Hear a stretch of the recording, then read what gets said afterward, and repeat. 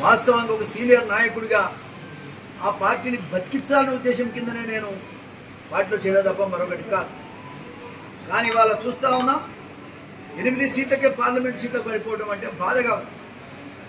6 నెలలు కాలే, 6 నెలల్లోనే 8 సీట్లకు పడిపోయి 17 సీట్లుంటే ఒక్క సీటు సరే ఓల్డ్ సీటు పోతే ఇంకా 16 సీట్లు కూడా గెలుచుకోవాల్సిన అవసరం ఉండే. 6 నెలల్లో ఇవాళ పడిపోయి ఈ అనేక కార్యక్రమాలు కూడా సక్రమంగా జరగటం లేదనేది ప్రజల యొక్క అభిప్రాయం.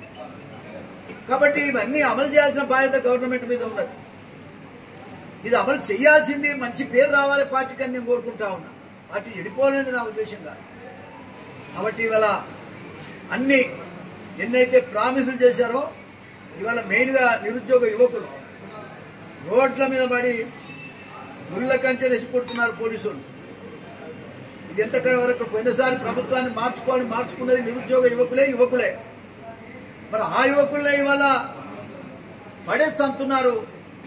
ఆ పిల్లలు ఏడుస్తూ ఉంటే వాళ్ళ తల్లిదండ్రులు శాపం పెట్టరా? ఇది ఎంతవరకు కరెక్ట్? ఇది గవర్నమెంట్ అంటే నిరుద్యోగ యువకులకు తల్లిదండ్రులు లాంటిది. తల్లిదండ్రి పాత్ర పోషించాల్సిన ప్రభుత్వం ఇవాళ పడేస్తంతా ఉన్నది. ఎంతో మంది యూట్యూబ్లలో చూస్తున్నా, కాళ్ళు మోపుతా, చేతులు నీ కాళ్ళు మోపుతా, నా డేట్ మార్చమంటున్నారు. గ్రూప్ 2 కానీ డిఎస్సి కానీ డిఎస్సి మెగా డిఎస్సి పెట్టమని చెప్తున్నారు. ఇవాళ పక్కనే ఉన్నటువంటి చంద్రబాబు నాయుడు గారు 16,000 ఉపాధ్యాయుల పోస్టు భర్తీ చేయడానికి నిర్ణయం చేశారు 3 రోజుల్లో. 2 నెలల బకాయిలు ఉంటే పెన్షన్లు మరి మొత్తంగా కలిపి 7,000 రూపాయల పెన్షన్ అందరికి ఒక రోజులో పంచిన ఘనత చంద్రబాబు నాయుడు గారికి దక్కింది. ఇసుక అంతా కూడా ఉచితంగానే తీసుకోమని చెప్తా ఉన్నాడు. పెన్షన్లన్నీ కూడా 3,000 నుంచి 4,000 పెంచి కూడా అవన్నీ పంపిణీ చేస్తూనే ఉన్నాడు. నాయకుడిని బట్టి పరిపాలన ఉంటుందండి. నాయకత్వం అనేటువంటిది ప్రజల పక్షాన ఉండాలని నేను కోరుకుంటున్నా. కాబట్టి ఇవాళ మన పవన్ కళ్యాణ్ ఫోటో ముఖ్యమంత్రితో సమానంగా అన్ని ఆఫీసులో పెట్టాలని నిర్ణయం చేసి జీవోని ఇష్యూ చేసిన ముఖ్యమంత్రి గారు చంద్రబాబు నాయుడు గారు.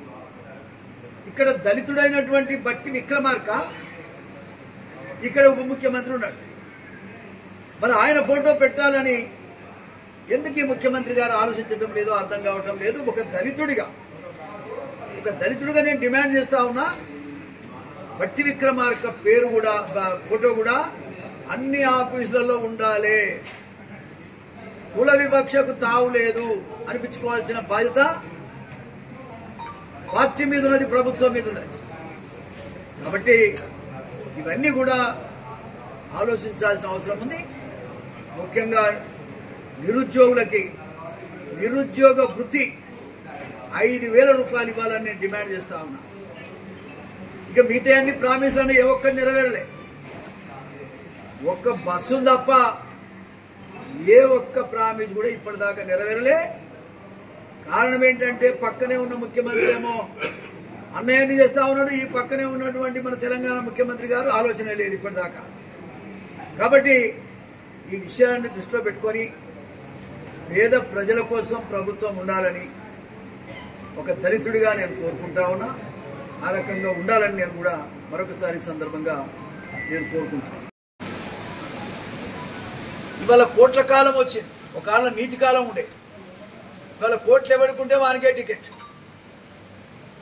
కోట్లు ఎందుకు సంపాదించలేదంటే నీతి కలిగినటువంటి మన ప్రాంతం ఆవిడ రామచంద్రారెడ్డి, కమలాదేవి, ముఖ్యంగా రావి నారాయణ రెడ్డి గారు పోరాట వీరులు పుట్టిన గడ్డ ఇది. ఈ గడ్డ మీద నీతి కలిగిన ఒక దళితుడిగా బతకాలనేది నా కోరిక. ఎన్టీ రామారావు గారు కూడా నిజాయితీగా బతకాలి.